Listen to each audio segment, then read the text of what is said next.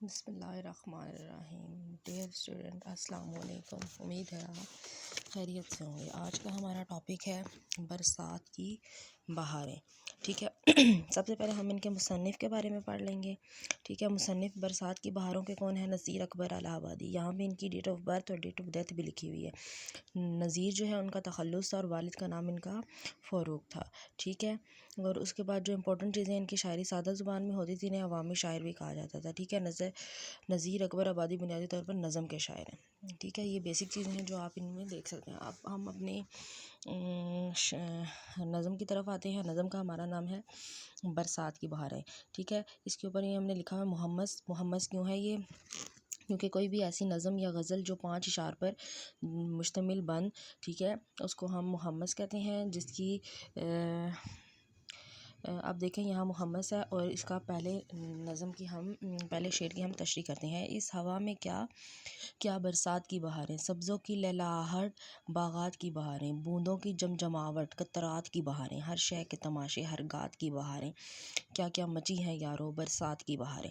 یہاں پہ یہ جو لائن ہے، کیا کیا مچی ہے یارو برسات کی بہاریں، یہ ہر بند کے بعد رپیٹ ہوگی۔ کسی بھی نظم یا غزل میں کوئی بھی ایسا مصرع جو ہر بند میں یا پھر غزل میں بار بار رپیٹ ہو رہا ہو یا نظم میں، تو اس کو ہم کہتے ہیں ٹیپ کا مصرع، ٹھیک ہے۔ یہاں پہ اس لیے یہ لکھا ہوا ہے، یہ ٹیپ کا مصرع ہے۔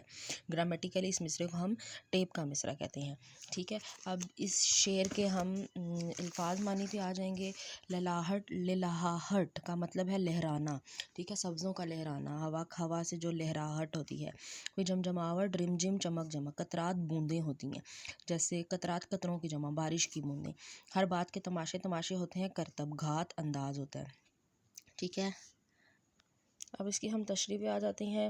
حوالہ نظم ویسے اب یہ اس کا امپورٹنٹ نہیں ہے، صرف مفہوم اور تشریح لکھی جاتی ہے، ٹھیک ہے۔ مفہوم میں اس کا مفہوم ہے، برسات کا موسم آیا تو ہوا کے ساتھ بادل اور گھٹائیں بھی آئی، کھیت ہوا سے لہلہا رہے ہیں اور بارش کے قطرے موتیوں کی مانند چمک رہے ہیں، یہ سب نظارے برسات کی وجہ سے ہیں۔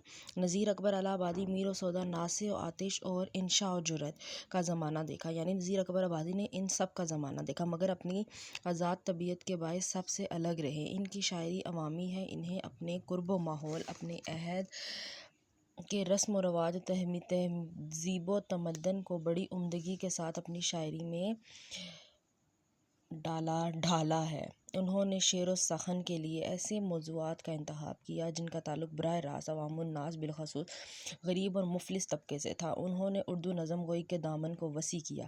پہلے بند میں شاعر کہتے ہیں کہ برسات کا موسم شروع ہو چکا ہے، ہوا میں ہنکی یعنی ٹھنڈک ہے، اور ٹھنڈے ٹھنڈے جھونکے عجیب طراوت بخش رہے ہیں۔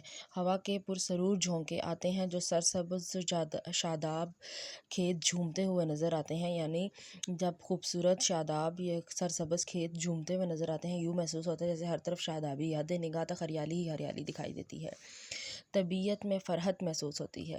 کیسی ہے، پھر یہاں پہ آپ نے جو شعر ایڈ کرنا ہے، حوالہ اشعار، کیسی ہے لہلاہٹ برسات کے دنوں میں، سبزے کی ایک چادر ہر سو بچھی ہوئی ہے۔ موسم برسات میں بارش برستی ہے تو سبزے کی چادر پر موتیوں کی آب و تاب بہت حسین معلوم ہوتی ہے۔ پانی کے قطرے موتیوں کی مانند چمک رہے ہوتے ہیں اور یہ چمک دمک عجب بہار دکھا رہی ہوتی ہے۔ ایسا دلکش نظارہ ایک جانب ہی نہیں بلکہ جدھر بھی نظر اٹھائیں یہی حسین اور دل فریب سما نظر آتا ہے، ہر طرف برسات کی بہاروں کی دھوم ہے۔ پھر اس میں ہے کہ نذیر کی شاعری میں مقامی زندگی کی عکاسی نظر آتی ہے۔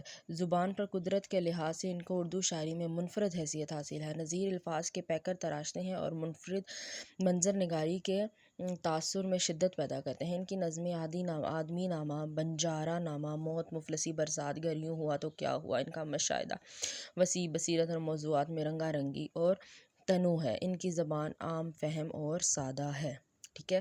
یہ آج کے ہمارے برسات کی بہاروں کے پہلے شعر کی تشریح ہے۔